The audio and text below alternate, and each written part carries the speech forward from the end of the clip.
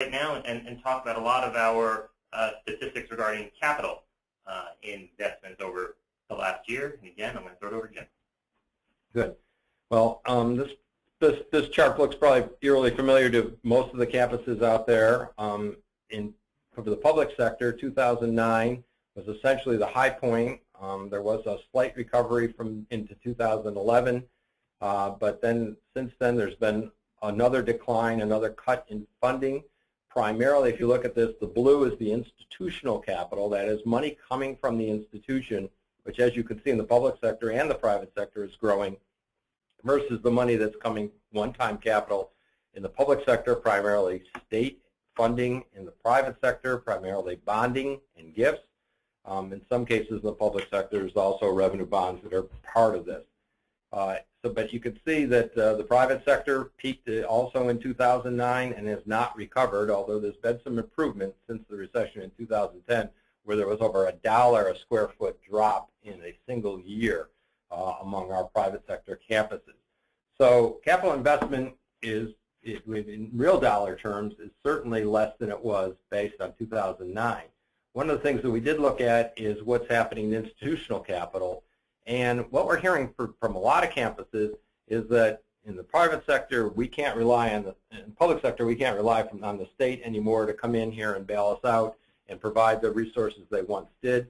So we're going to focus more on trying to budget for institutional capital, get that as part of the capital budget. Some campuses are charging fees now to students and financing capital improvements through fees. But you can see that in 2007, campuses spent about 89 cents a square foot in institutional capital. That's now up to $1.35. The private sector has always had a lot more annual capital budgeted, primarily through endowment as well as through capital budgeting within their own campus. That's now increased from $1.69 to $2.02.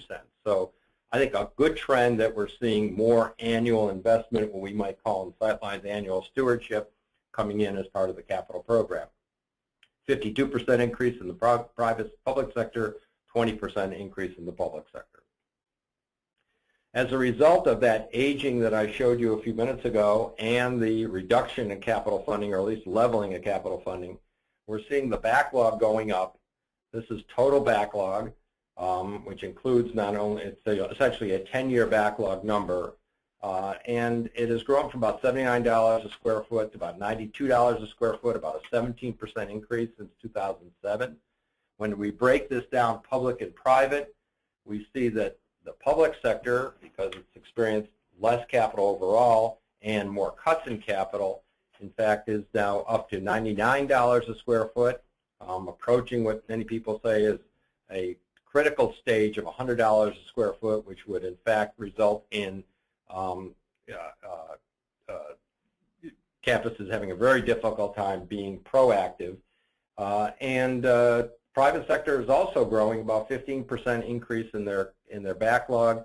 It's about $85 a square foot, and I think partly because the private sector has had more historical capital over time, been able to invest that on a regular basis, more annual capital. And so certainly the picture on backlog, Jay, is not a pretty one, certainly, and it's not pleasant, and definitely continuing to rise. Understood. Jim, I'm going to interrupt again. We have a question from the audience, and it fits right in here talking about backlog. And you've already addressed this slightly, but maybe, again, you can expand.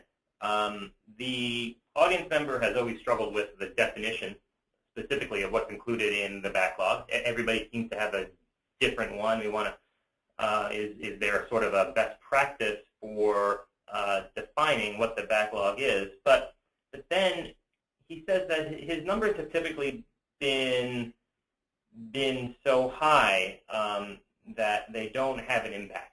There's sort of an inaction or inactivity above him because there's no clear idea about how to address the problem, which almost seems too big. So is there a better way that we can define it and then break it down in a way that can help drive strategic plans more effectively? You know, because we got this campus question ahead of time, I was able to pull out some slides from one of our campuses that we work with that helps you better understand the backlog and how we define it. And so this campus has a total dollar backlog of around $230 million over the next 10 years. And we've been able to break that down into 3 parts here. One is the renewal need, which are life cycles coming due between 2014 and 2023. So over the next 10 years, what are the life cycle needs that are coming due? That consists of about $107 million. The second category is what we might call critical deferred maintenance, which is the next 1 to 3 years. These are projects that we call up in the sidelines reliability projects. They usually constitute between 8 and 12%. On this particular campus, is 10% of the need. And these are critical projects that actually can affect the reliability and the functioning of the building. And then finally, the third category is the remaining backlog, which includes not only repair and maintenance needs, but also modernization and updating needs that might occur in a particular campus, and that's $100 million. So that 230 breaks down this way, and I think it's helpful to think about critical deferred maintenance.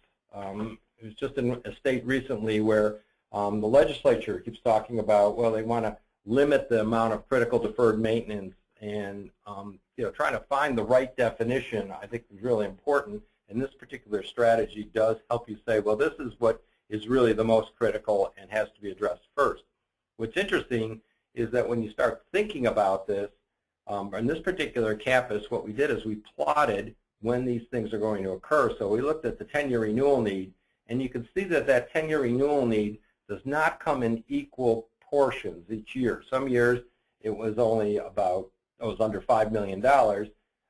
In other years it was in the $10 to $15 million range. And so how do you address those? And then you add on the critical needs, the immediate needs, which occur in that first 2 years, and then the remaining need, which will occur over the next 8 years. So you've got your total backlog here.